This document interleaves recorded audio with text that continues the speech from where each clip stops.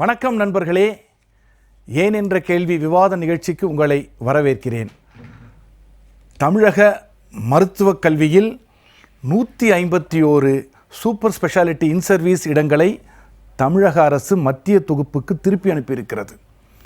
இது தமிழகத்தின் உரிமைகளை காற்றில் பறக்கவிட்ட செய்தி என்கிறார் முன்னாள் முதல்வர் மு.க. ஸ்டாலின். இல்லை, திமுகவால் தாரை வார்க்கப்பட்ட தமிழகத்தின் உரிமைகளை நாங்கள் மீட்டெடுத்திருக்கிறோம் என்கிறார் அமைச்சர் அருண்ராஜ். காரணம், 151 இடங்களை மத்திய தொகுப்புக்கு அனுப்பியிருந்தாலும் ஒருவேளை கட் ஆஃப் மார்க் குறையும் பட்சத்தில் மீண்டும் 50% இடங்களை தமிழ்நாட்டிற்கே திருப்பி தர வேண்டும் என்ற உத்தரவாதத்தோடு தான் நாங்கள் 151 இடங்களை மத்திய தொகுப்பிற்கு அனுப்பியிருக்கிறோம். அந்த வகையில் தமிழகத்தின் உரிமைகளை நாங்கள் மீட்டிருக்கிறோம் என்கிறார்.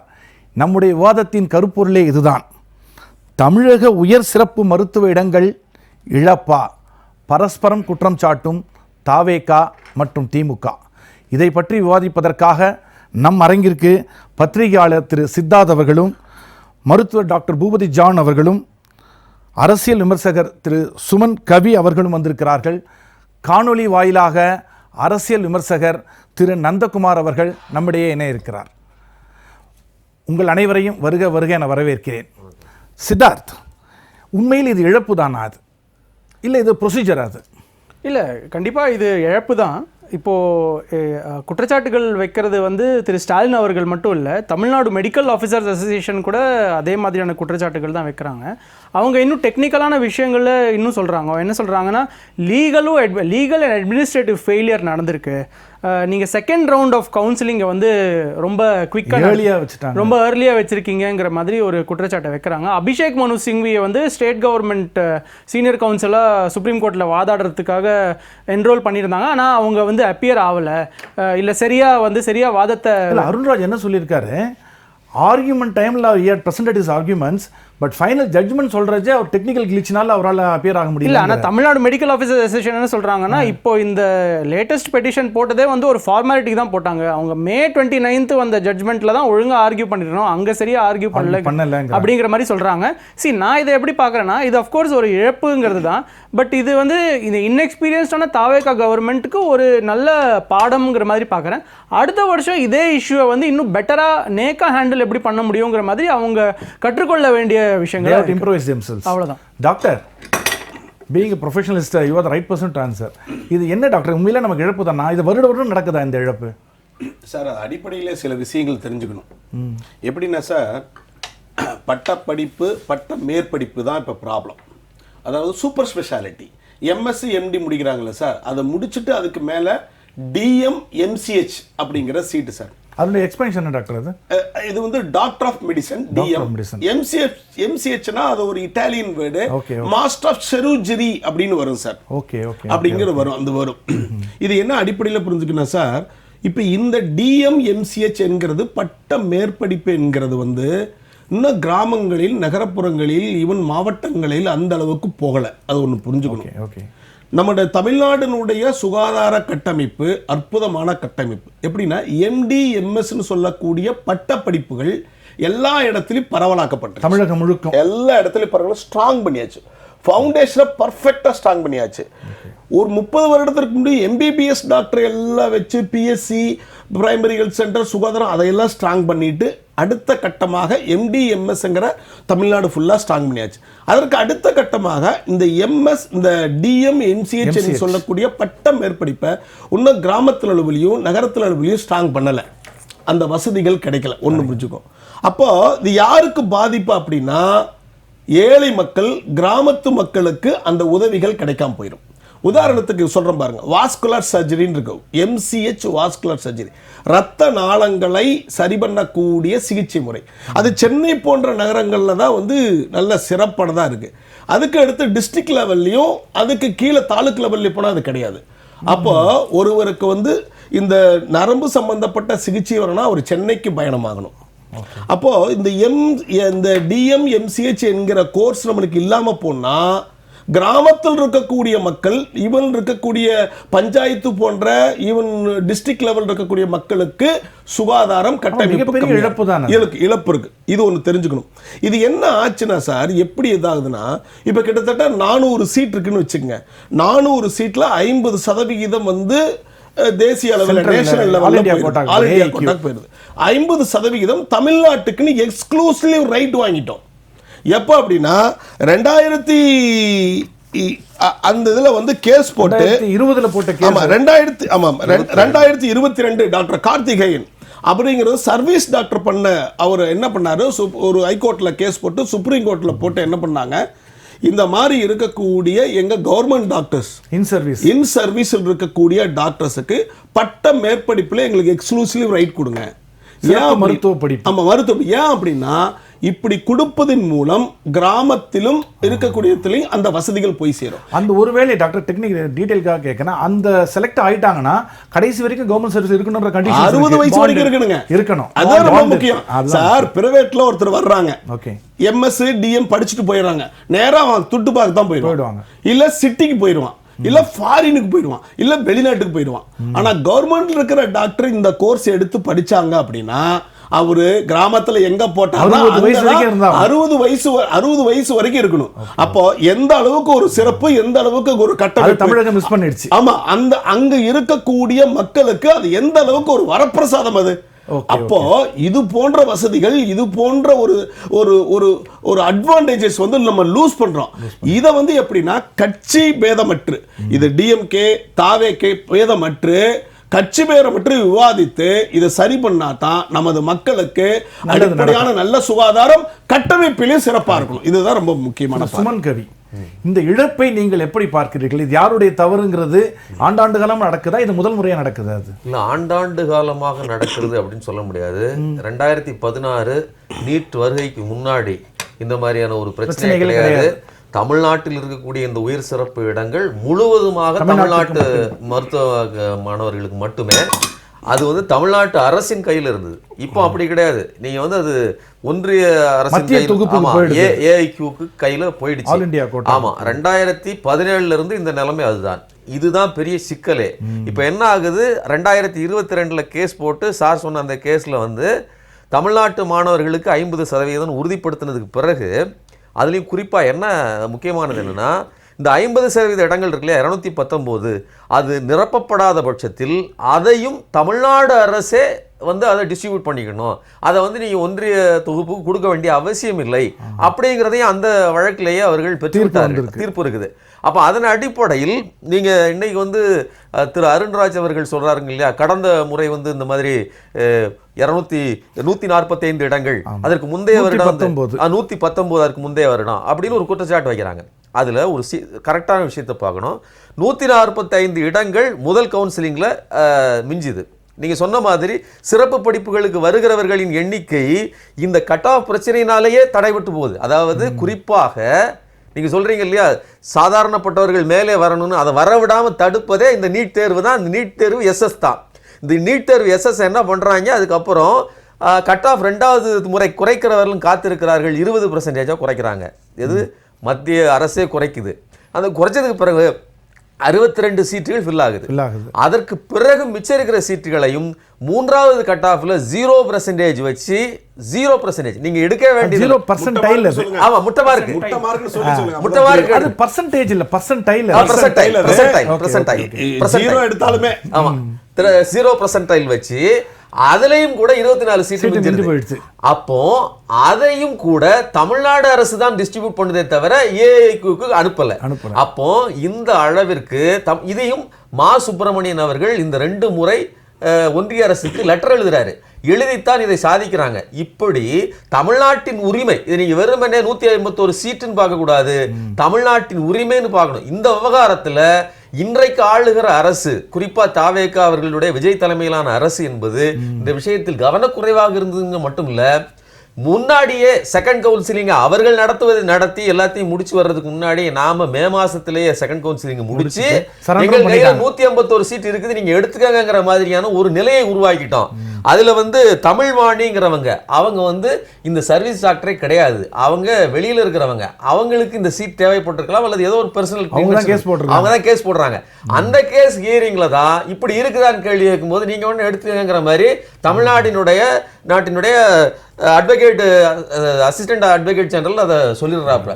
இதை சொன்னதுக்கு பிறகுதான் அவர்கள் அதை எடுத்துக்கொள்கிறார். ரெண்டாவது, இது பெரிய இஷ்யூவாக திமுகவில் எடுத்து வரப்பட்டு இது பொதுவெளிக்கு வந்ததுக்கு பிறகு மறுபடி போறாங்க. அதுலேயும் கூட சார் சொன்ன மாதிரி ஒரு கண் துடைப்புக்கான ஒரு போராங்கிறதுக்காக தான் வேலை செஞ்சிருக்காங்களே தவிர அதை மீட்டெடுத்து கொண்டு வர வேண்டும்ங்கிற எண்ணம் இல்லை. அப்போ அருண்ராஜ் அவர்களினுடைய பேச்சு என்பது முழுக்க முழுக்க கைநழி போக விட்டுவிட்டு அதை பற்றி அக்கறையும் இல்லாமல் கடந்த அரசு. ஆமா, ஓகே, தொடர்ந்து பேசுவோம். திரு நந்தகுமார், உங்களுடைய மேலான பார்வை. சந்திரசேகர், இதில் இப்போ இதுக்கு முன்னாடி பேசுனவங்க பூரா வந்து ஒரு ஆஃப் இன்ஃபர்மேஷன் சொல்கிறாங்க, ஆஃப் இன்ஃபர்மேஷன் வந்து சொல்லாமல் போகிறாங்க. அது ஏங்கிறது அவங்களுக்கு தான் வெளிச்சம். இப்போ இதில் வந்து ஏற்கனவே 2024 119 சீட்டு இதே நீட் எஸ்எஸ். இது நீட் எஸ்எஸ்னா என்னங்கிறத நம்ம நண்பர் தூபதி ஜான் தெளிவாக விளக்குனாரு. இது பிஜியும் கிடையாது. ஃபர்ஸ்ட் யூஜி முடிக்கணும், அப்புறம் பிஜி முடிக்கணும். பிஜி முடிச்சதுக்கு அப்புறம் அடுத்த 3 வருஷ கோர்ஸ் வந்து இந்த DM doctorate of medicine and இது சர்ஜரிக்கு, அது வந்து செகண்ட் இது, அதான் சூப்பர் ஸ்பெஷாலிட்டின்னு நம்ம சொல்றோம். அப்போ இது 2024 119 சீட்டு நம்மளால ஃபில் பண்ண முடியாம ஆல் இண்டியா கோட்டாக்கு சரண்டர் பண்றோம். இப்போ இது ஆல் இண்டியா கோட்டாவும் அவர் தெளிவா சொன்னாரு. 50% வந்து all India quota, 50% state quota. அந்த 50% ஸ்டேட் கோட்டால 50% இன் சர்வீஸ் டாக்டருக்கு, 50% நான் சர்வீஸ் டாக்டருக்கு. அப்ப 20 சீட்டு நம்ம கிட்ட சூப்பர் ஸ்பெஷாலிட்டி இருந்துச்சுன்னா 10 சீட்டு ஆல் இண்டியா கோட்டாக்கு கொடுத்துடணும். மீதி 10 சீட்டு ஸ்டேட் கோட்டால 5 சீட்டு இன் சர்வீஸ் டாக்டருக்கு, மீதி 5 சீட்டு வந்து நான் சர்வீஸ் டாக்டர்ஸ்க்கு. இதுதான் அதனுடைய ஸ்ட்ரக்சர். அப்ப இது காத்துல உரிமையை பறக்க விட்டுட்டாங்களா அப்படின்னு இப்ப அவங்க சொல்றது உண்மைனா, 2024 119 உரிமையை காத்துல பறக்க விட்டோம். 2025 145 உரிமையை வந்து காத்துல பறக்க விட்டோம். இப்ப 151 உரிமைகளை வந்து காத்துல பறக்க விடுறோம். இப்போ இந்த தடவை வந்து ஐயா அருண்ராஜ் அவர்கள் அமைச்சர் என்ன தெளிவா ஜட்ஜ்மெண்ட் கொடுத்திருக்காங்கிறத அதை யாருமே மேற்கோள் காமிக்கல. இதற்கு முன்னாடி 2025 கூட நீங்க ஆல் இண்டியா கோட்டாவுக்கு வந்து நீங்க சரண்டர் பண்ணதுக்கு அப்புறம் ஆல் இண்டியா கோட்டால வந்து அந்த குவாலிஃபையிங் மார்க்ஸ் வந்து ரெடியூஸ் பண்ணி அந்த காலியா இருக்கிற சீட்டை ஃபில் பண்றாங்க. அப்பயும் சில சீட்டு வந்து நமக்கு வேக்கண்டா இருந்துச்சு. ஆனா இப்ப வந்து என்ன, அதை மேற்கோள் காட்டி தமிழகம் அப்பாயிண்ட் பண்ண அட்வொகேட்ஸ் போராடி ஆல் இண்டியா கோட்டாக்கு நீங்க சரண்டர் பண்ண சீட் இந்த 151 சீட்டு சரண்டர் பண்ணியிருந்தா அது ஆல் இண்டியா கோட்டால எங்க கிட்ட கேண்டிடேட் இல்லைங்கிறதுக்காக தான் உங்களுக்கு சரண்டர் பண்றமே ஒழிய கேண்டிடேட் வந்து கம்மியான மார்க்ல இல்லாம இல்ல. அப்போ நீங்க ஆல் இண்டியா கோட்டால மறுபடியும் நீங்க குவாலிஃபைங் மார்க்ஸ கம்மியா பண்ற மாதிரி இருந்துச்சுன்னா இந்த சீட்டை நாங்க சரண்டர் பண்ற சீட்டை மாநிலத்துக்கு திருப்பி கொடுக்கணும். அப்படி கொடுக்கும் பட்சத்துல எங்க கிட்ட அந்த குவாலிஃபைங் கிரைட்டீரியா, ரெடியூஸ்டு குவாலிஃபைங் கிரைட்டீரியால எங்க கிட்டே கேண்டிடேட் இருக்கும்போது அதை வச்சு நாங்க ஃபில் பண்ணுவோங்கிற அந்த ஜட்ஜ்மெண்ட் இப்ப வாங்கியிருக்காங்க சார். அதை ஏன் இந்த ஒருத்தர் கூட சொல்ல மாட்டேங்கிறீங்க? அதை அப்போ இந்த ஒட்டுமொத்தமா தமிழ்நாட்டினுடைய உரிமையை பறக்க விட்டது 2024-25 இல்ல இப்ப வாங்கி இருக்கக்கூடிய சிறப்பான ஒரு ஜட்ஜ்மெண்ட் இல்லையா? அடுத்தது இப்ப இந்த இன் சர்வீஸ் டாக்டர்ஸ்னுடைய சேவையை நம்ம ரொம்ப பாராட்டுறோம் சார். அவங்களெல்லாம் நம்ம அண்டர் எஸ்டிமேட் பண்ணல. ஆனா இப்போ இதே வந்து நம்மளுடைய மெடிக்கல் டிபார்ட்மெண்ட் அனௌன்ஸ் பண்ணிருக்காங்க சார். நம்ம சர்வீஸ்ல இருக்கக்கூடிய மெடிக்கல் காலேஜ்லயோ டிபார்ட்மெண்ட்லயோ இருக்கிறவங்க 1420 மருத்துவர்கள் எந்த காரணமும் சொல்லாம விடுப்பெடுத்துட்டு அப்ஸ்காண்டட் டாக்டர்ஸ் சார். அவங்கள தான் நம்ம இன் சர்வீஸ் டாக்டர்ஸ் சொல்லிக்கிட்டு இருக்கோம்.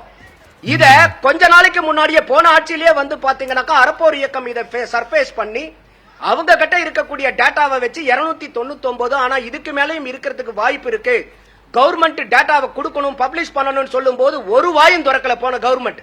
இப்ப வந்திருக்கக்கூடிய அரசாங்கம் இந்த 2 மாசத்துல அவங்க எல்லாத்தையும் இதை துரிதமா எடுத்து நல்லா கவனிச்சுக்கங்க. 1420 டாக்டர்கள் இந்த சோகால்டு சர்வீஸ்ல இருக்கக்கூடிய டாக்டர்கள் எங்க போறோம், எதுக்கு போறோம், எப்ப லீவ் எடுத்தோம், எதனால லீவ் எடுத்தோம்னு எந்த விதமான தகவலும் இல்லாம they are literally they can be called as an absconded doctors.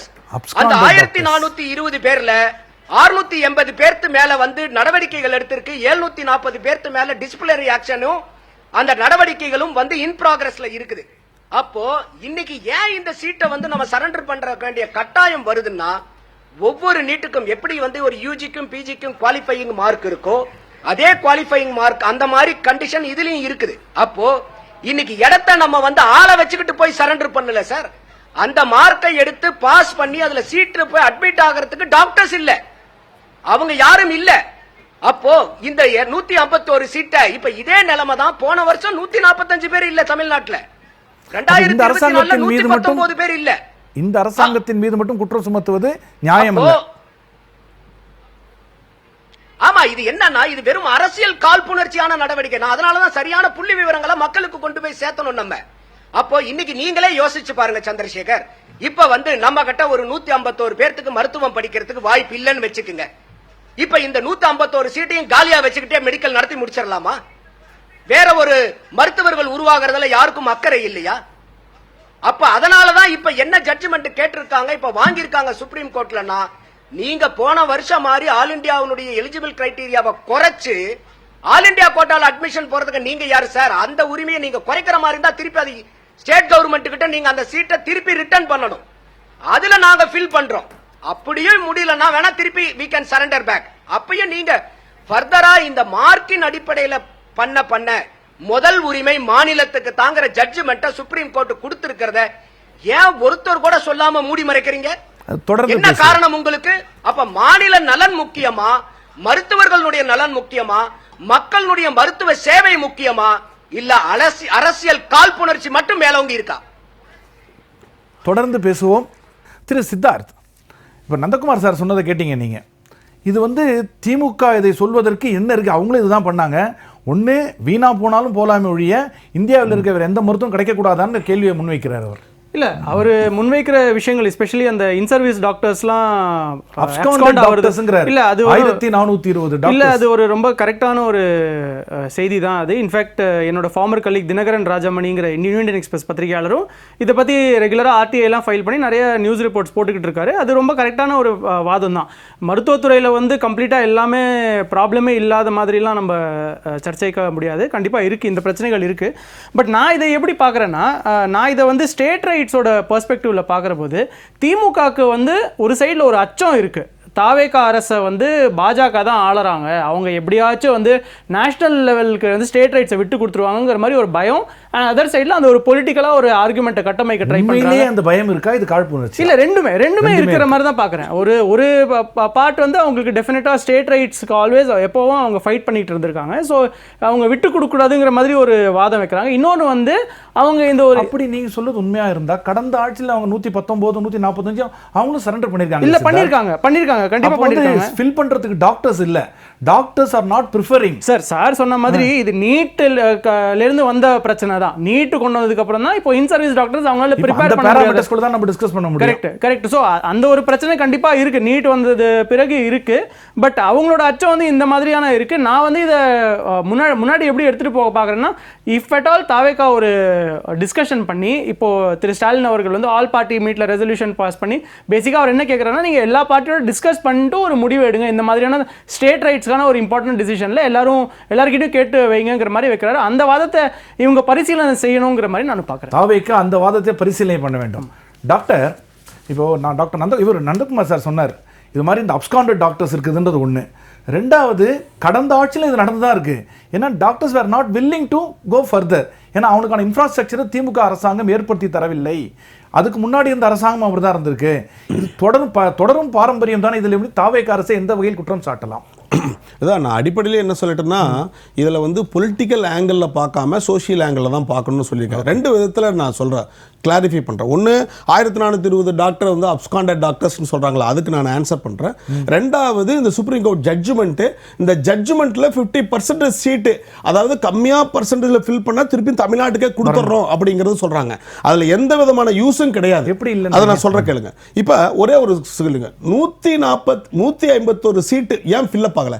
அதை நம்ம அனலைஸ் பண்ணலாம். டாக்டர்ஸ் இல்லை இங்கே, ஏன் ஃபில்லப் ஆகல அப்படின்னா என்ன காரணம்னா, இதற்கு முன்னாடி 10 வருஷத்துக்கு முன்னாடி ஒரு MCH கோர்ஸ் DM கோர்ஸினுடைய எண்ணிக்கை கம்மியா இருந்துச்சு, சீட் கோர்ஸ்.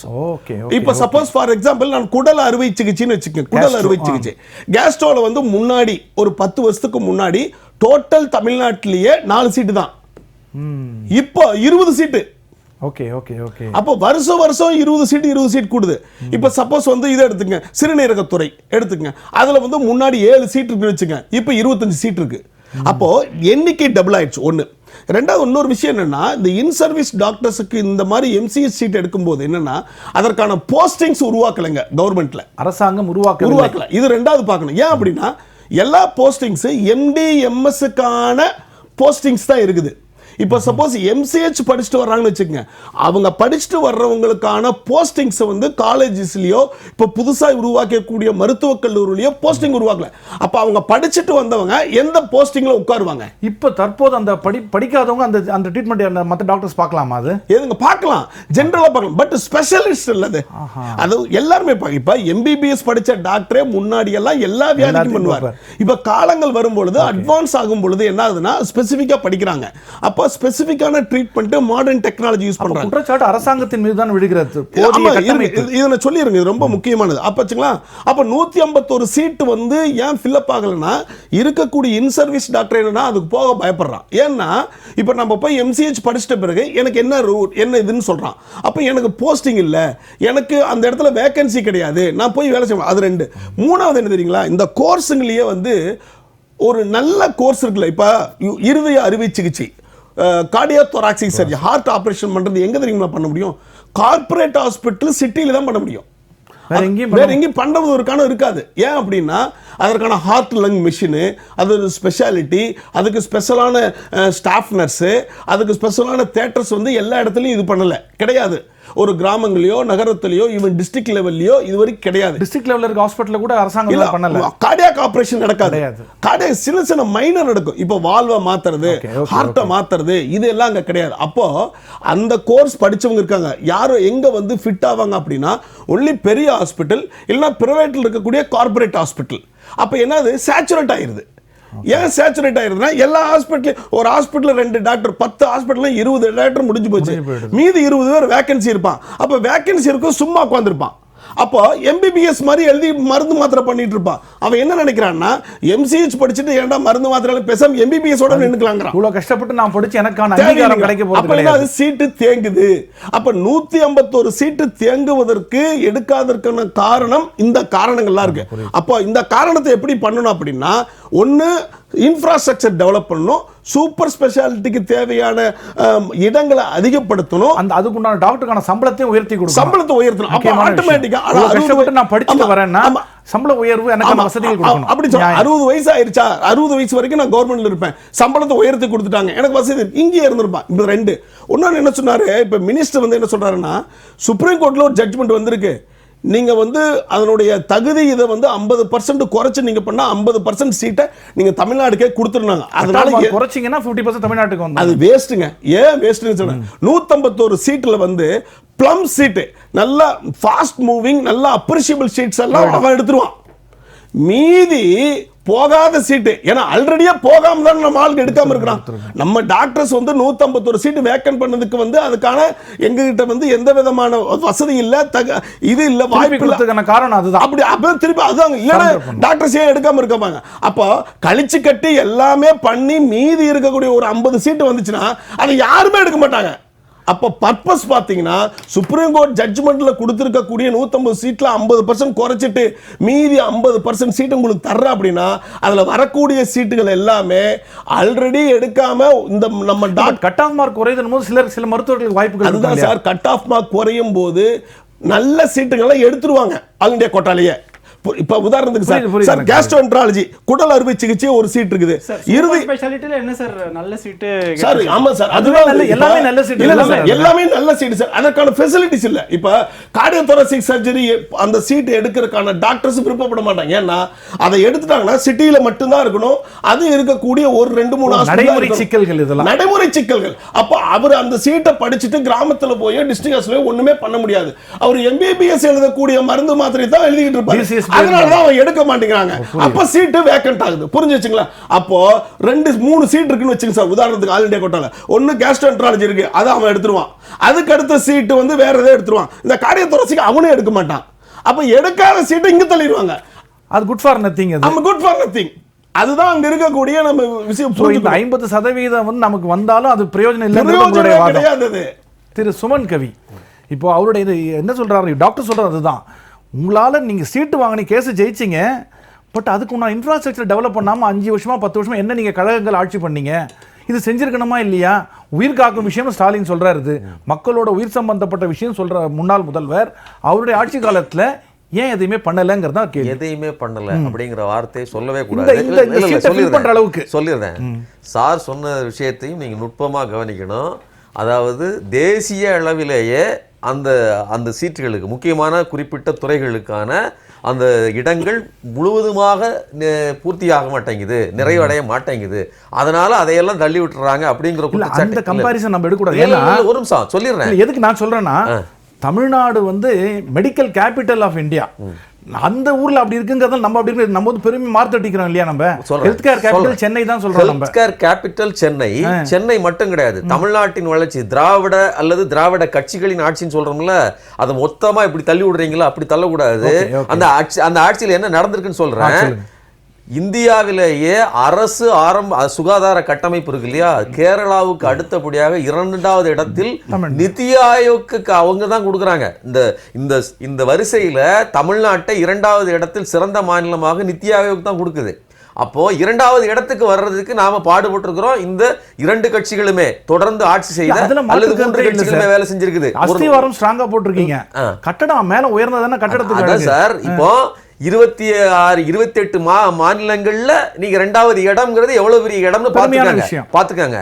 அப்ப அப்படிப்பட்ட ஒரு இடத்துல இருந்துகிட்டு அடுத்த கட்டமா நகர்வதற்கு ஒரு தடை இருக்குதுங்கிறதுல நான் மாற்றுக்கிறது இல்லை. ஆனால் 2016 வரையிலையும் இந்த சீட்டுகள் எல்லாம் 100% நம்ம கையில இருந்ததுல 50% அப்படியே அவர்கள் எடுத்துக்கொண்டு 50% நம்ம கையில கொடுத்துட்டு அந்த 50% 219 சீட்லையும் ஷார்டேஜ் விழுவதற்கு காரணம் இந்த நீட் எஸ்எஸ் தான். நான் முதல்ல சொல்லிட்டேன். நீங்க வந்து ஒரு விஷயம் சொன்னீங்க அப்பல பேசும்போது வந்து, அப்ப தாவேகா அரசு குற்றம் செய்ததா? அவர்கள் மேல் மட்டுமே பிரச்சனை அல்ல, பாஜக ஒன்றிய அந்த அதிகார குவிப்பு தான் முதல் பிரச்சனை. 2வது, இந்த விஷயங்கள் எல்லாம் இப்படி இருக்குன்னு தெரிஞ்சுக்கிட்டு அதை முன்கூட்டியே தெரிந்து நான் முதல்ல சொன்னதுதான் மறுபடியும் சொல்றேன். 2024-25 மா சுப்பிரமணியன் அவர்கள் 145 இடங்கள் மிச்சமாகும் போது இந்த இடத்தை எல்லாம் நிர்ணயிக்கிற உரிமை எங்களுக்கு தான் வேணும். அது மட்டும் இல்லாம 2வது கவுன்சிலிங்ல 15% கட் ஆஃப் வைக்கிறாங்க. அதுல 62 இடங்கள் நிரம்புகிறது, மீண்டும் மிச்சம் வருது. அப்புறம் 0 கட் ஆஃப் நான் முதல்ல சொன்னதுதான். அப்ப 0 கட் ஆஃப் காத்திருந்து அதுலயும் மிச்சமான 24 இடங்களை அதையும் நாங்க தான் முடிவு பண்ணுமே தவிர இதை நீங்கள் முடிவு பண்ண கூடாதுன்னு சொன்னதுக்கும் 24 சீட் ஃபில்லப் ஆகல இல்ல. நல்லா சொல்லிடுறேன் கேளுங்க. இதற்கும் அப்படி இல்லாம 153 இடங்கள் என்கிட்ட ஃப்ரீ ஆயிடுச்சுன்னு சொல்லி 2வது கவுன்சிலிங்ல தூக்கி அவங்க கையில கொடுத்துட்டு இங்க மறுபடியும் போய் நின்று நாங்க வாதாடிக்கிட்டு இருக்கிற நிலைமைங்கிறது தும்பை விட்டு வாளை பிடிப்பது. இதை வந்து அருண்ராஜ் அவர்கள் வந்து வசமாக மறைக்கிறார். அதற்கு ஏற்ற மாதிரி நந்தகுமார் சார் வந்து பேசுறார். இதுதான் உண்மை.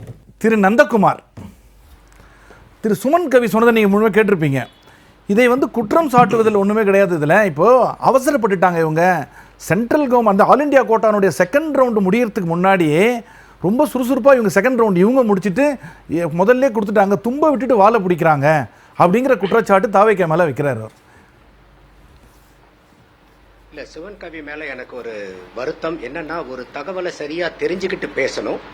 அவர் தெரியாத தகவலை வந்து சரியான தகவலா பேசிக்கிட்டு இருக்காரு. போன 2025 சரண்டர் பண்ணுன 145 சீட்டுல பேலன்ஸ் நான் ஏற்கனவே சொன்னேன், ஆல் இண்டியா கோட்டால அந்த குவாலிஃபையிங் கிரைட்டீரியா அந்த ரெடியூஸ் பண்ணி ஆல் இண்டியா கோட்டால தான் அதை ஃபில் பண்ணாங்களே ஒழிய தமிழ்நாடு கவர்மெண்ட் ஃபில் பண்ணல சார். மிஸ்டர் சுமன் கவி, அது தமிழ்நாடு கவர்மெண்ட் ஃபில் பண்ணல, ஆல் இண்டியா கோட்டால ஃபில் பண்ணது. அது தமிழ்நாடு 165 சீட்டை தாரவாத்துது. 145 பாஷையில சொல்லணும்னா அப்ப என்ன, அப்ப அதான் 145 சீட்டுல மறுபடியும் ஃபர்தரா ஒரு 60 சம்திங் அட்மிட் பண்ணனது ஆல் இண்டியா கோட்டால. தமிழ்நாட்டுக்கு அதுக்கு சம்பந்தமே இல்ல. அதனாலதான் இந்த தடவை தாவேகா அரசாங்கம் வந்து அந்த மாதிரி நீங்க மார்க்க குறைச்சு நீங்க அப்பாயிண்ட் பண்றதுக்கு நீங்க யாரு சார், அதை நாங்களே செய்வோமே, அந்த உரிமையை எங்களுக்கு கொடுங்கன்னு சொல்லிதான் இப்ப ஜட்ஜ்மெண்ட் வாங்கியிருக்கு. அப்ப இத பொதுமக்கள் தெளிவா புரிஞ்சுக்கணும், பொய் பிரச்சாரங்கள் செய்யக்கூடாது. அடுத்தது சித்தார்த் பேசும்போது சொன்னாரு, திமுகவுக்கு வந்து மாநில உரிமை பறி போயிருங்கிற பயம். என்ன சார் திமுகவுக்கு வந்து தமிழ்நாடு வந்து அவங்களுடைய ஓன் ப்ராப்பர்ட்டியா? அவங்க மட்டும்தான் மாநில உரிமைக்காக போராடுவாங்க, மத்தவங்க எல்லாம் பஞ்சு மிட்டாய் சாப்பிடுற ஆளுங்களா? இது என்ன மாதிரி சார் நிலைப்பாடு இது? திரு நந்தகுமார், கச்சத்தீவு யார் பேர்ல சார் கொடுத்தீங்க? திரு நந்தகுமார், யார் பேர்ல போச்சு? எந்த மாநில உரிமையை வந்து நீங்க அப்படியே பாதுகாத்துட்டீங்க, மத்த அரசாங்கம் எல்லாம் வந்து அள்ளி அள்ளி கொடுத்துட்டாங்க. இது தவறான கேள்வி. இது முதல்ல திரு நந்தகுமார், திமுகவுக்கு மாநில உரிமையை மத்த அரசாங்கம் எல்லாம் தாரவாத்துருவாங்களா? மாநில உரிமை எப்படி அதிமுக 31 வருஷம் ஆட்சியில் அமர்ந்தது? மாநில உரிமைக்கு போறதுக்கு முன்னாடி உங்ககிட்ட ஒரு கேள்வி. இப்போ 50% விழுக்காடு வந்து ஒருவேளை கட் ஆஃப் குறைச்சாங்கன்னா தமிழ்நாட்டுக்கு தான் திருப்பி தர வேண்டும் என்று தாவேக அரசு வென்றிருப்பதா நீங்க சொல்கிறீர்கள். ஆனா அந்த ஃபைனல் ஆர்குமெண்ட் நடக்கும் பொழுது இவங்க சைட்ல இருந்து எந்த அட்வொகேட்டை ரெப்ரசன்ட் பண்ணாம கோர்ட்டே பார்த்து தான் இந்த தீர்வுக்கு வந்ததாமே. ஒரு ஃபேர் பிளே நாங்கள் பண்ணி ஆகணும், உங்கள் சைடில் ஆட்கள் இல்லைன்னா கூட பரவாயில்ல, அப்படியே ஆஸ்பிரேட் நாங்கள் கொடுக்க முடியாது, நாங்கள் ஒரு ஃபேர் பிளே பண்ணுறோம்னு சொல்லிட்டு கோர்ட்டு வடிவமைத்த ஒரு தீர்வு தான் சொல்கிறாங்களே, இது எந்த வகையில் உண்மை? சார், யாராவது கோர்ட்ல வந்து நம்மளே கவர்மெண்ட் அப்ளை பண்ணிட்டு ஒரு பெரிய பெரிய அட்வொகேட்டை வந்து அப்பாயிண்ட் பண்ணிட்டு கோர்ட்டுக்கு போகாம கவர்மெண்ட்டே நீங்க வாதாடிக்கிட்டு தீர்ப்பு வாங்கிட்டு வந்துருவாங்களா? அது மக்கள் சுத்தி இருக்கிற மக்கள்லாம் பார்க்க மாட்டாங்களா? இது என்ன மாதிரி ஒரு வாதம் இது? அபிஷேக் சிங் எந்த வாதத்தின் அடிப்படையில இன்னைக்கு அபிஷேக் சிங் அப்பியர் அவர் ஒத்துக்கல. என்ன சொல்றாரு அவரு? இல்ல, அபிஷேக் சிங் மன்வியும் அதுக்காக போராடி இருக்காரு, பேசி இருக்காரு. அதனுடைய வாதத்தினுடைய அடிப்படையில தான் இன்னைக்கு சுப்ரீம் கோர்ட் இன் ஃபியூச்சர் அந்த ஆல் இந்தியா கோட்டால போன வருஷம் மாதிரி குவாலிஃபைங் கிரைட்டீரியாவை ரெடியூஸ் பண்ணி ஃபில் பண்ற மாதிரி இருந்தா அதை நாங்களே செஞ்சுக்கிறோம்னு தீர்ப்பு வாங்கிட்டு வந்திருக்காங்க. இது யாருடைய வாதத்தின் அடிப்படையில் கிடைச்ச தீர்ப்பு? யார் வாதாடுனாங்க இதுக்கு? தமிழக அரசாங்கத்தின் அந்த வக்கீல்கள் தானே வாதாடுனாங்க. முக்கியமான நேரத்தில் இல்லாம ஒரு நிமிஷம் அடுத்தது இந்த ஆல் இந்தியா பார்ட்டியை வந்து கலந்தாலோசிச்சு கேட்டிருக்கலாமேன்னு சித்தார்த் இன்னொன்னு சொன்னாரு. என்ன சார், 2025 145 சீட்டு சரண்டர் பண்ணும்போது 2024 119 சீட்டு சரண்டர் பண்ணும் போது பூரா all party meeting call for பண்ணி டிஎம்கே கொண்டு போய் சரண்டர் பண்ணிட்டு வந்துருச்சா? இது லீகல் பைண்டிங் சார். இது நீங்க 2 ரவுண்டு போறீங்க சார், 2 ரவுண்டு கவுன்சிலிங் முடிஞ்சிருச்சு, உங்ககிட்ட கேண்டிடேட் கிடையாது ஃபில் பண்றதுக்கு. அப்ப இத சரண்டர் பண்றதுக்கும் இப்ப நாளைக்கு வந்து எதிர்த்தாலும் ஆல் பார்ட்டி மீட்டிங் போட்டு கேட்டுதான் திமுக பண்ணுச்சா? அப்ப என்ன தார்மீக உரிமை இருக்குது திமுகவுக்கு வந்து தாவேகாவை பார்த்து கேட்கறதுக்கு? இன்னைக்கு திமுக செஞ்ச விட தாவேகா ஒரு படி அதிகமா போய் மாநிலத்தினுடைய உரிமையை நிலைநாட்டி இருக்காங்க சார். அதை ஏன் நம்ம பார்க்க மறுக்கிறோம்? அடுத்தது வந்து பாத்தீங்கன்னா இப்ப ஜான் வந்து அருமையான ஒரு நண்பர் ஜான் சொன்னாரு, இங்க வந்து உள்கட்டமைப்பு வசதிகளே இல்ல. அரசு இப்ப வந்து டிஎம்ஓ எம்சிஹெச் பண்ணாலும் அவங்க திருப்பி அங்க போய் வேலை பார்க்கிற அளவுக்கு ஸ்ட்ரக்சர் இல்ல, இன்ஃப்ராஸ்ட்ரக்சர் இல்ல. கடந்த 60 வருடமாக இந்த ஆட்சியாளர்கள் என்ன சார் பண்ணிட்டு இருந்தீங்க? இப்ப வந்து இன்னொன்னு கூட சொன்னாங்க, மெடிக்கல் கேபிட்டல் ஆஃப் இந்தியா. ஒரே நிமிஷம் உள்கட்டமைப்பு ஒரு நிமிஷம் இருங்க, நான் பேசி முடிக்கிறேன். ஒரே நிமிஷம். இன்னைக்கு ஓகே, நீங்க இப்ப வந்து ஒரு போஸ்டிங் இல்லன்னாலும் இந்த 60 வருஷம் அரசாங்கங்கள் போஸ்டிங்கே இல்லாம எதுக்கு சார் பொசிஷன்ஸ் கிரியேட் பண்றீங்க? அப்போ இன்னைக்கு வந்து ஒரு பக்கம் வந்து நீங்க நம்பர் ஆஃப் சீட்ஸ் இன்க்ரீஸ் பண்றீங்க, அதற்கு உண்டான கேண்டிடேட்ஸே இல்லாம இன்க்ரீஸ் பண்ணி என்ன பிரயோஜனம்? அடுத்தது மெடிக்கல் கேபிட்டல் ஆஃப் இந்தியான்னு சொல்றீங்க சார். எத்தனை ஆட்கள் சார் இன்னைக்கு உலகத்தில் இருந்து இந்தியால இருந்து வந்து தமிழ்நாட்டினுடைய மெடிக்கல் ஹாஸ்பிட்டல்ல போய் சேர்ந்த ஒரு பேஷண்ட காமிங்க சார் நீங்க. அவ்வளவு ஏன் சார்? நம்மளுடைய இதுக்கு முன்னாடி இருந்த ஆட்சியாளர்களுக்கு உடம்பு சரியில்லைங்க போது எந்த ஆட்சியாளர் சார் அரசாங்க மருத்துவமனையில போய் சேர்ந்து வைத்தியம் பார்த்துக்கிட்டது? எந்த ஆட்சியாளர் இருக்கக்கூடிய வண்டு முருகன் கூட போறது இல்லையே சார் அரசாங்கத்துக்கு? ஆமா, எல்லா அரசாட்சியும் தான் நான் கேட்கிறேன் நானு. அப்ப அன்னைக்கு கக்கன் மாதிரி அமைச்சர்கள்லாம் போய் கவர்மெண்ட் ஆஸ்பத்திரியில படுத்து கிடந்தாங்க, அவங்களுக்கு பெட்டு கூட இல்லாத போது நான் ஏற்பாடு பண்றேன் ஐயா எம்ஜிஆர் கேட்கும்போது வேண்டாம் வேண்டாம் சொன்னாங்க. நம்ம கதை வழியா காது வழியா கேட்டுக்கோம். இப்ப நல்ல கண்ணு இருந்தாரா சார் ஜிஹெச்ல 2 மாசமா அட்மிட் ஆயிருந்தாரு பாருங்க. இப்ப நம்ம வந்து இந்த 60 ஆண்டு காலத்துல எத்தனை பேருங்க போது ஒரு கக்கன் ஐயாவையும் ஒரு நல்ல கண் ஐயாவையும் தான் நம்மளால சொல்ல முடியுது பாருங்க. அதுவும் ஆண்ட கழகங்கள் கட்சியில இருந்து யாரையும் அரசியல்வாதிகளை நம்ம பார்த்துட்டோம், கம்யூனிஸ்ட் கட்சி தான் சொல்ல முடியாது, கழகங்கள்ல இருந்து யாரும் சொல்ல முடியாது சார். அப்போ தமிழ்நாடு மெடிக்கல் டூரிசம் கேபிட்டல் இல்லன்னு சொல்றீங்க. எங்க அப்ப சார் அந்த மெடிக்கல் டூரிசம் எதனால? பிரைவேட் ஹாஸ்பிட்டல்ஸ்னால சார், கார்ப்பரேட் ஹாஸ்பிட்டல்ஸ்னால. நான் அதனாலதான் கேட்டேன். இன்னைக்கு நீங்க வேலூர் சிஎம்சிக்கு போங்க சார். வேலூர் சிஎம்சி, வேலூரினுடைய எக்கானமி இன்னைக்கு சிஎம்சினால த்ரைவ் ஆகிட்டு இருக்கு சார். அந்த மாதிரி ஏதாவது நான் தான் சொல்றேன், தமிழ்நாடு மெடிக்கல் டூரிசம் இந்தியாவுடைய மெடிக்கல் டூரிசத்துக்கு வரவங்க ஒரு ஆளை காமிங்க சார்.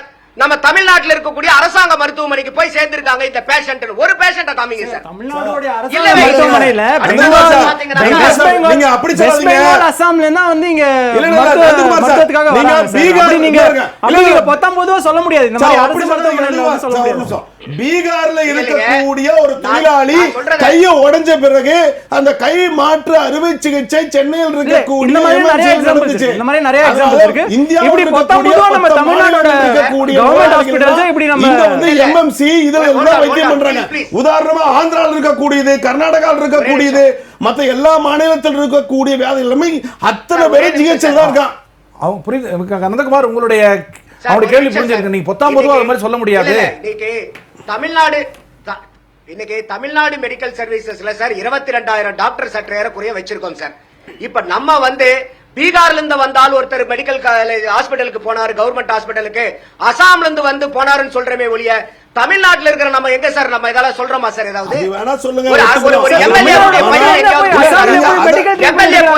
கவர்மெண்ட் ஹாஸ்பிடல் அப்படி சொல்லக்கூடாது. பணம் இருக்கிற தலைவர் நம்ம சொல்ல முடியாது. அவர் என்ன சொல்ல வர டாக்டர், ஒரு உண்மையிலேயே அது மாதிரி நீங்க மெடிக்கல் கேபிட்டல் அப்படின்னு சொன்னீங்கன்னா அரசியல்வாதிகள் எல்லாம் அங்கதானே போய் படுத்திருக்கணும். ஒண்ணு 60 வருஷத்துக்கு முன்னாடி கக்கன சொல்றீங்க, இப்ப நல்ல கட்டுரை சொல்றீங்களே தவிர இந்த 60 முடிச்சிடுறேன். 60 ஆண்டு காலம் தமிழகத்தை ஆண்ட திமுக அதிமுக ஒருத்தர் கூட கவர்மெண்ட் இல்ல சார், அதுக்கான வேற வாதம் இருக்கு சார். இப்போ கவர்மெண்ட் ஹாஸ்பிடல் நான் சொல்லி முடிச்சேன். ரிச் பொலிட்டிஷியன்ஸ் இல்ல பிசினஸ்மேன் போய் government ஹாஸ்பிட்டல்ஸ்ல படுத்தாங்கன்னா they are taking away the space for the poor. அவங்க கிட்ட பணம் இருக்கு, அவங்க பிரைவேட் ஹாஸ்பிடல்ஸ் போறாங்க. அது கரெக்டான வாதமா இருக்குமா ஜஸ்ட் பிகாஸ் ரிச் வந்து கவர்மெண்ட் ஹாஸ்பிடல்ஸ்க்கு போகலங்கிறதுனால நம்ம கவர்மெண்ட் ஹாஸ்பிடல்ஸ் வந்து டோட்டலா பேடா இருக்கு, நல்லாவே இல்லைங்கிற மாதிரி நான் ஒண்ணு சொல்றேங்க. இவரு நந்தகுமார் சார் ஒட்டுமொத்தமா அப்படி சொல்ற சார். மெடிக்கல் கேபிட்டல் அப்படிங்கிறது வந்து வெளிநாடுகள் இருந்து மற்ற நாடுகள் இருந்து பணம் படைத்தவர்கள் இங்க வர்றாங்க, ஆட்டோமேட்டிக்கா பிரைவேட் ஹாஸ்பிட்டல் போய் வைத்தியம் பண்றாங்க. ஆனா அதே ஈக்குவல் வைத்தியம் அதை விட அதிகமான வால்யூம் வந்து தமிழ்நாட்டில் இருக்கக்கூடிய கவர்மெண்ட் ஹாஸ்பிட்டல் பண்றாங்க. உதாரணம் சொல்றேன், ரோபோட்டிக் சர்ஜரி சார், அது அப்போலோ ஹாஸ்பிட்டல்ல ரோபோ சர்ஜரி இருக்குது. அதே ரோபோட்டிக் சர்ஜரி அதே இது வந்து ஜிஹெச்ல எம்எம்சில வச்சிருக்காங்க. ஒரு ஏழை மற்ற இருக்கக்கூடிய சாதாரண மக்கள் வந்து அவங்க என்ன வைத்தியம் பண்றாங்களோ அதே வைத்தியம் இங்க நடக்குது. அதே மாதிரி கிட்னி டிரான்ஸ்பிளான்ட் நீங்க பிரைவேட் ஹாஸ்பிட்டல்ல பண்ணக்கூடிய கிட்னி டிரான்ஸ்பிளான்ட்டை விட அதிக எண்ணிக்கை கவர்மெண்ட் ஹாஸ்பிட்டல் நடக்குது. என்ன அப்படின்னா பணம் இருந்தவங்க வந்து நேரா வசதிக்கு தகுந்த மாதிரி ஒரு இதுக்கு தகுந்த தன்னுடைய தகுதிக்கு தகுந்த மாதிரி பிரைவேட் ஹாஸ்பிட்டல்ல போயிறாங்களே ஒழிய பிரைவேட் ஹாஸ்பிட்டல்ல நடக்கக்கூடிய வால்யூம் ஆஃப் த கேஸை விட அதில் இருக்கக்கூடிய தகுதி திறமையை விட கவர்மெண்ட் ஹாஸ்பிட்டல் எல்லா ஹாஸ்பிட்டலையும் நடக்குது. அது ரொம்ப முக்கியம். எல்லா வசதிகளும் இருக்கு. அது அந்த இந்த கேள்வி கேட்கும்போது அப்படி இருக்கும் பொழுது இத்தனை மருத்துவ உயர் சிறப்பு விட திருப்பி அனுப்ப வேண்டிய நெசசிட்டி ஏன் ஏற்படுதுன்றது ஏன் வந்து 181 சீட்டு வேக்கன்ட் ஆகுது. அப்ப இங்க இருக்கக்கூடிய மருத்துவர்களுடைய என்ன பிரச்சனை, அங்க என்ன லேக்குனா இருக்குது. அப்ப போஸ்ட் கிரியேட் பண்றது, சம்பளத்தை அதிகப்படுத்தி கொடுக்கிறது, இன்ஃப்ராஸ்ட்ரக்சர்ஸ் இன்னும் கொண்டு, அதாவது சூப்பர் ஸ்பெஷாலிட்டி ஸ்ட்ரக்சர்ஸ் இன்னும் அங்க. அவருடைய ஆதங்கம் எங்க வந்ததுன்னா திமுக அரசுக்கு இந்த உரிமை மாநில உரிமை விட்டு கொடுத்தோம் பயப்படுறான்னு சித்தார்த்த சொன்னதுக்கும் அதுல இருந்து தான் அவர் என்ன சொல்றாரு, தமிழ்நாட்டில் இவ்வளவு விஷயங்கள் இருக்கும் பொழுது ஏன் நீங்கள் இந்த 151 சீட்டை விட்டு கொடுத்துட்டீங்கறதான் கேள்வி. திரு சுமன் கவி, இல்லை இதே களத்தில் இந்த இடத்துல ஒரு வாரத்துக்கு முன்னாடி இந்த நீட் எதிர்ப்பு போராட்டத்தை பற்றி பேசும்போது திரு நந்தகுமார் அவர்கள் இங்கே பக்கத்திலே இருந்தார். அவர் என்ன சொன்னார் அப்படின்னா, நீட்டு வரும்போது அதை அரக்கன் என்று சொன்னேன், ஆனால் அது வந்ததற்கு பிறகு அது தேவதையாக மாறிவிட்டது, அது வள்ளலாக பல்வேறு பேருக்கு உதவி செய்திருக்கிறது, பல்வேறு பேர்களை வளர்த்து விட்டிருக்கிறது அப்படின்னு ஆர்கியூ பண்ணார். நான் அதற்கு எதிராக நான் பேசினேன். ஆனால் அந்த விஷயத்தில் ஒரு முக்கியமான விஷயம், அப்படி வந்த தேவதை இருக்கு இல்லையா, அவர் சொன்னார் இல்லையா, அந்த தேவதை தான் 2016 பிறகு, அதாவது 17 இருந்து மாநில உரிமைகளை முழுவதுமாக அப்படியே அந்த பக்கம் தூக்கிட்டு போயிடுச்சு. அதாவது நீங்க ஃபில் பண்ணாம வச்சிருக்கீங்கன்னு வச்சுக்கோங்க, ஒரு வேளை உங்களுடைய உரிமை தான், நீங்க 100% நீங்க ஃபில் பண்ணிக்கிடுவீங்க அப்படிங்கிறதுல இருந்து மாறி ஃபில் பண்ணாம இருந்ததுன்னா அது அப்படியே அந்த ஏஐக்யூக்கு போயிடும். சரிங்களா? இப்படி இருந்தது தான் பிறகு கேஸ போட்டு அதுக்கான கேள்வி என்ன சொல்லிருந்தேன். இப்ப நீ பதில் சொல்லி ஈஸியா இருக்கும். ஒண்ணு நீங்களுக்கும் உங்களுக்கும் யூஸ் ஆகலனா இந்தியாவில் ஏதோ ஒரு மூலையில் ஒருத்தன் டாக்டர் ஆவறது கூட உங்களுக்கு பிடிக்கலையான்னு இல்ல. அப்படி இல்ல, நல்லா புரிஞ்சுக்கங்க. அவர்களே ஃபில் பண்ணாத இடமும் இருக்குது. இந்தியா முழுவதுமே அப்ப அப்படிப்பட்ட இடமே இல்லையா? நான் கேக்குறது சார்ட்டை கேளுங்க. ஆல் இந்தியா கோட்டால் இருக்கக்கூடிய இடங்களே 30% இடங்கள் ஃபில் ஆகாம இருக்குது. நீங்க அப்போ நீங்க அந்த கேள்வி எப்படி நம்ம நீங்க ஏதோ தமிழ்நாட்டுல ஆள் இல்ல, இந்தியாவிலே ஆள் இல்ல, அப்போ விக்காத சரக்கை தூக்கி தமிழ்நாட்டுல கொடுக்குறது அதுக்கப்புறம் திருப்பி கொடுக்கறதுங்கிறது ஒரு பக்கம். நான் என்ன சொல்றேன், இந்த மாதிரியான சிறப்பு இதுகள்லாம் தமிழ்நாட்டின் கையில் இருந்த உரிமையை பறிச்சுட்டு போறதே இந்த நீட் தான். அது எப்படி சொன்னாங்க தெரியுங்களா? It will be the asset to the AIQ, அதாவது ஒட்டுமொத்தமாக ஏஐக்யூனுடைய அசெட்டா மாறிடும், சொத்தா மாறி. நீங்க 159 சீட்டு இங்க வந்துடும். அதுக்கப்புறம் தான் அவர்கள் உங்களுக்கு கொடுக்க முடியுங்கிறதா 2017க்கு பிறகு இருந்த நிலைமை. 2022 கேஸ்ல தான் தீர்ப்பு என்ன ஆகுது, 50% உறுதி. இப்போ 50% எங்களுக்கு உறுதினு ஆனதுக்கப்புறம், ஸ்பெஷலாக நமக்குன்னு ஆனதுக்கப்புறம் அதை ஆர்கியூ பண்ணவோ, அது 151 எங்களுக்கு கொடுங்கிறதோ அல்லது 150-45 எங்களுக்கு கொடுங்கன்னு சொல்லவோ அவர்களுக்கு உரிமை கிடையாது. அது திருப்பி கொடுப்பதும் கொடுக்காமல் இருப்பதும் தமிழ்நாட்டின் இது. அப்போ இந்த இடத்தில் தான் ஆர்கியூமெண்ட் வச்சிருக்கணுமே தவிர லாயர்ஸ் அபிஷேக் சிங்வி அப்பியர் ஆகி இந்த பாயிண்ட் என்ன சொல்லணும்னா 50% seat exclusive rights for in service doctor தமிழ்நாட்டுக்கு வாங்கியாச்சு. அப்ப அது நிரப்புறது, அதுல இருக்கக்கூடிய சிக்கல் நாங்க சரி பண்ணிக்கிறோம். அப்படியும் நிரப்ப முடியாமல் போகும் பட்சத்தில் என்ன செய்வது? ரெண்டாவது கவுன்சில் ஏன் வேகமா முடிச்சீங்க? அவங்களே கேள்வி. இரண்டாவது கவுன்சில் ஏன் வேகமா முடிச்சீங்க? கடந்த முறை போன மூணாவது கவுன்சிலிங் வச்சு அதுல 0 மார்க் வச்சாங்க. அதெல்லாம் சொல்லுங்க. சோ இப்படி சொல்ல வர்றோம். அவசரப்பட்டு அவசரப்பட்டது மட்டும் இல்ல, இதுல ஏதோ திட்டம் இருக்கு. ஆச்சரியமா இருக்கு இந்த விஷயம். நந்தகுமார் அவருடைய சந்தேகம் வேற எங்கெங்கயோ யோசிக்கிறார் திரு சுமன் கவி. வேற ஏதோ திட்டம் இருக்கிறதோ அப்படின்னு யோசிக்கிறார். அவசரமா தூக்கி கொடுக்குறாங்க திரு நந்தகுமார். இல்ல எப்பயுமே நம்ம எப்படியோ அதே மாதிரி அடுத்தவங்களை பார்க்கும்போதும் தோணும் இவரும் நம்மள மாதிரியே இருப்பாங்களோ அப்படிங்கிற ஒரு ஐயப்பாடு சுமன் கவிக்கு வர்றது நியாயம்தான். அதுல தப்பு சொல்றதுக்கு இல்ல. இப்போ இந்த நீட்டினுடைய நம்ம சொன்னது தேவதை அரக்கன் சொன்னது சார். உள்ளொதுக்கீடு 7.5% அரசாங்க பள்ளி மாணவர்களுக்கு கொடுத்தனால இதே ஏகே ராஜன் கமிட்டியில தெளிவா சொல்றாங்க. கடந்த 3 வருஷத்துல 38, 36, 34 பேர் தான் போய் சேர்றாங்க. ஆர்டிஐ போட்டு பார்க்கும்போது 2006 இருந்து 2016 வரைக்கும் அந்த 10 வருஷத்துல வெறும் 278 பேர் தான் நீட்டு யூஜில போய் சேர்ந்தது. அப்ப வருஷத்துக்கு 28 அரசாங்க ஏழை மாணவர்கள் தான் தமிழகத்துல அந்த 10 வருஷத்துல நீட்டுக்கு முன்னாடி 12வது மட்டும் வச்சு சேரும் போது வெறும் 28 பேர் தான் வருஷத்துக்கு. ஆனா இன்னைக்கு இந்த 7.5% உள்ளொதுக்கீடுக்கு அப்புறம் ஒரு வருஷத்துக்கு 650 மாணவர்கள் போய் சேர்றாங்க. அதோட மட்டும் இல்லாம இந்த 7.5% போய் சேரக்கூடிய மாணவர்களுக்கு இந்த செல்ஃப் பைனான்சிங் காலேஜ்ல போய் சேர்ந்தா கூட ஒத்த நயா பைசா அவங்க ஃபீஸ் கட்ட வேண்டியது கிடையாது. அப்படி நீங்க சொல்லுங்க. அதே மாதிரி தயாநிதி மாறன் அவர்களுடைய பொண்ணு இந்தியாவுல மெடிக்கல் படிக்க முடியல சார். அந்த கேள்வி, அந்த கிரெடிட் 7.5 எடப்பாடி கொண்டு வந்த 7.5% தான் போகுமே ஒழிய நீட்டுக்கு போகாது இல்லையாங்கிறது தான் அவருடைய வாதம். இல்ல இப்ப அவர் சொல்றது ஒரு பெரிய, அதனாலதான் சார் நானே சொன்னேன்னு அவரு சொன்னாரு. இல்ல ஒரே நிமிஷம் ப்ளீஸ், ஆன்லைன்ல பேசுறீங்களா கொஞ்சம் பர்மிட் பண்ணுங்க ப்ளீஸ். நம்ம சொன்னது தெளிவா நான் சொன்னேன், அவரே இதை ரீஇட்டரேட் பண்ணார் சுமன் கவி. அரக்கனா வந்த நீட்டு தேவதையா மாறிச்சு 7.5 நாள் நான் சொன்னேன் சார். அதையா அவர் மறந்துட்டாரா? அப்போ இந்த நீட்டு வந்தனால தான் 7.5 கொடுக்க முடிஞ்சது. 7.5 கொடுக்க முடிஞ்சனாலதான் 28 மாணவர்கள் அரசாங்க பள்ளி மாணவர்கள் டாக்டர் ஆயிட்டு இருந்த வருஷத்துல இன்னைக்கு 650 பேர் ஆக முடியுது சார். அப்ப நீட்டுனால இன்னைக்கு அந்த ஏழை மாணவர்களுக்கு அது தேவதையா இல்லையா? இது நான் அதனாலதான் சொன்னேன் சார். இன்னைக்கு தயாநிதி மாறன் சாதாரண பணக்காரர், அவரு மெகா கோடீஸ்வரன் சார். நீட்டை படிக்க முடியாதனால அவரு பொண்ணு தமிழ்நாட்டுல மெடிக்கல் படிக்க, இந்தியாவுல மெடிக்கல் படிக்க முடியல. ஆனா இன்னைக்கு ஆட்டோ டிரைவர் பொண்ணு பூ விக்ரம்மாவுடைய பொண்ணெல்லாம் அரசாங்கத்தினுடைய உதவியில இலவசமா மருத்துவம் படிச்சிட்டு இருக்காங்க சார். அப்ப இந்த நீட்டை ஏழைகளுடைய தேவதைன்னு சொல்லாம என்னன்னு சார் சொல்றது? இத இந்த நீட்டு வரலன்னா இந்த 7.5% உள்ளொதுக்கீடு கொடுத்திருப்பீங்களா? இப்போ நான் அதனாலதான் திருப்பி நான் சொல்றேன் என்னுடைய வாக்கியத்தை. அரக்கனா வந்த நீட்டு தேவதையா மாறி இருக்குது. இதுல எனக்கு எந்த மாற்று கருத்தும் இல்ல. அடுத்தது இப்போ இந்த இடத்துல இன்னொரு என்ன சொல்றாங்கன்னா, நாங்க இப்போ இந்த ஆர்கியூமெண்ட்டை வச்சிருக்கணும். ஏன் சார் திமுக ஆட்சியில இந்த ஆர்கியூமெண்ட் எல்லாம் நீங்க கோர்ட்டுக்கு போய் வச்சிருக்கலாமே சார். 2024 சரண்டர் பண்ணீங்க சார், 25ல சரண்டர் பண்ணீங்க சார்.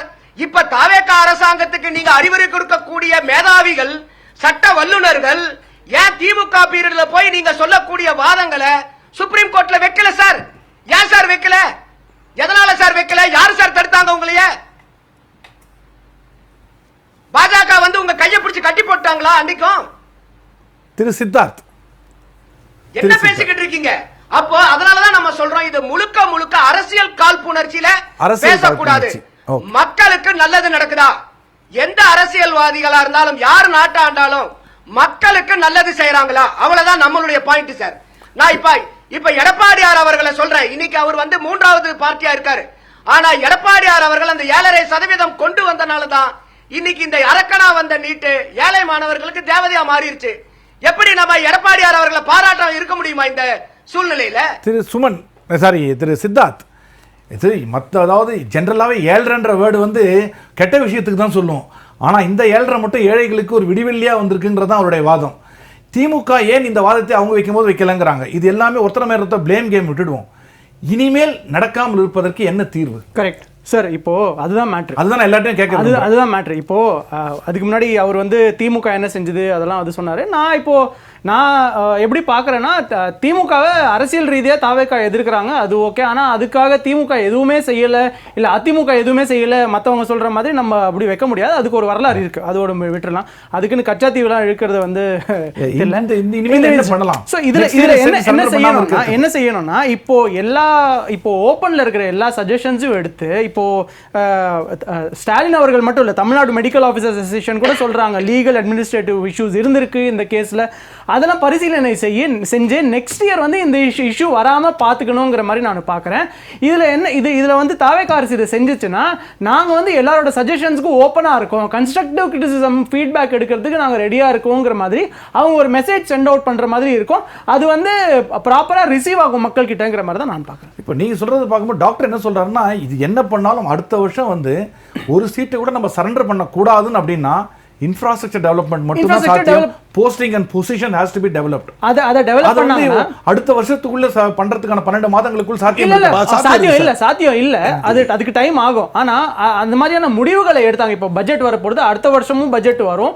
அந்த மாதிரி பட்ஜெட்ல இவங்க அந்த மாதிரியான ஒரு முடிவுகளை காமிச்சாங்க. ஏன்னாக்க நம்ம வந்து எப்படி பார்த்தோம்னா, எலெக்ஷனுக்கு முன்னாடி தாலுக்கு சார் சொன்ன மாதிரி தாலுக்கு வில்லேஜஸ்ல இருக்கிற மக்கள், எஸ்பெஷலி விமென் வந்து அவங்களுக்கு மருத்துவ சலுகைகள் வந்து நல்லா இருக்கணுங்கிற மாதிரி தான் அவங்க பிரதானமான கோரிக்கையா இருந்து அவங்க எல்லாருமே தாவேக்காவோட ஓட்டர்ஸா இருந்தாங்க. சோ இவங்க இதை செஞ்சாங்கன்னா இவங்களுக்கு ஒரே காலையில் 4-5 மாங்காய் கிடைக்கிற மாதிரி இருக்கும். டாக்டர் சார், இப்போ அடுத்த வருஷம் இந்த பிரச்சனை வராமல் இருக்குது என்ன டாக்டர் தீர்வு? இப்போ தீர்வு இருக்கு சார். எப்படின்னா சார், இப்போ கவர்மெண்ட் டாக்டர் இன் சர்வீஸ் டாக்டர் வந்து சீட் எடுக்கிறதுக்கு அவங்களுக்கான சில காரணங்கள் இருக்கு. போஸ்டிங்ஸ் இப்போ நிறையா வந்து பார்த்தீங்கன்னா தருமபுரி மெடிக்கல் காலேஜ், ரெண்டாவது வந்து ஈரோடு மெடிக்கல் காலேஜ், நிறைய மெடிக்கல் காலேஜ், நாகையில் மெடிக்கல் காலேஜ். அந்த மெடிக்கல் காலேஜில் இருக்கக்கூடிய சூப்பர் ஸ்பெஷாலிட்டி டிபார்ட்மெண்ட் ரெடி பண்ணிடுவாங்க. அந்த டிபார்ட்மெண்ட்ல போஸ்டிங் கிரியேட் பண்ணும். இந்த மாதிரி 150 சீட்டுக்கு எந்தெந்த போஸ்டிங்ஸ் வந்து வேக்கண்டா இருக்குது, யார் டேக்கர்ஸ்னா அது போஸ்டிங் கிரியேட் பண்ணிட்டோம்னா ஆட்டோமேட்டிக்கா டேக்கர்ஸ் வந்துருவாங்க.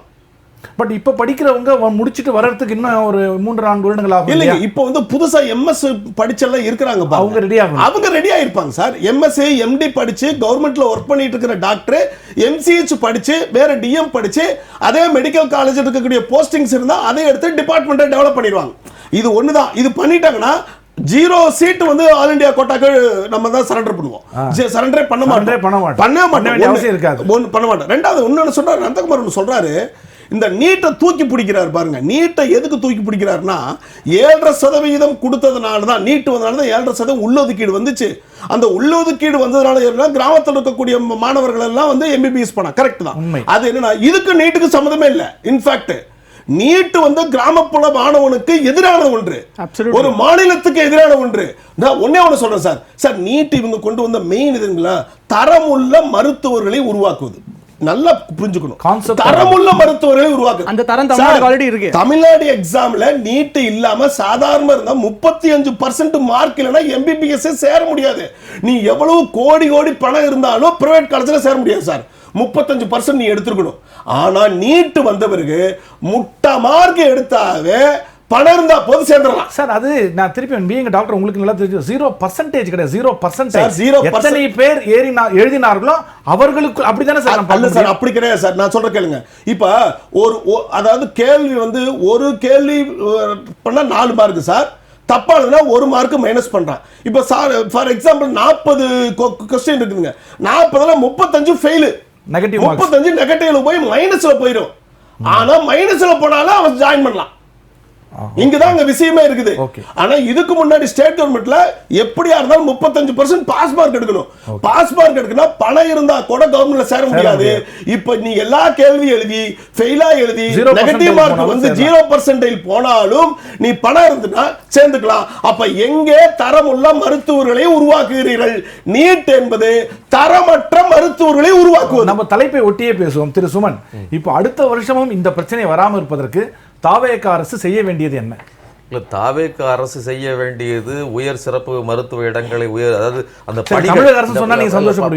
பணிகளை உயர்த்துவது அதெல்லாம் இருக்கட்டும் சார். நான் இந்த பிரச்சனையின் மூலத்தை சுற்றி கட்ட வேண்டிய அவசியம் இருக்கிறது. நீட் வந்ததுக்கு பிறகுதான் நீங்க வந்து அது தேவதைங்கிறார். நான் சொன்னதை ஏற்கனவே சொல்லியிருந்தேன்.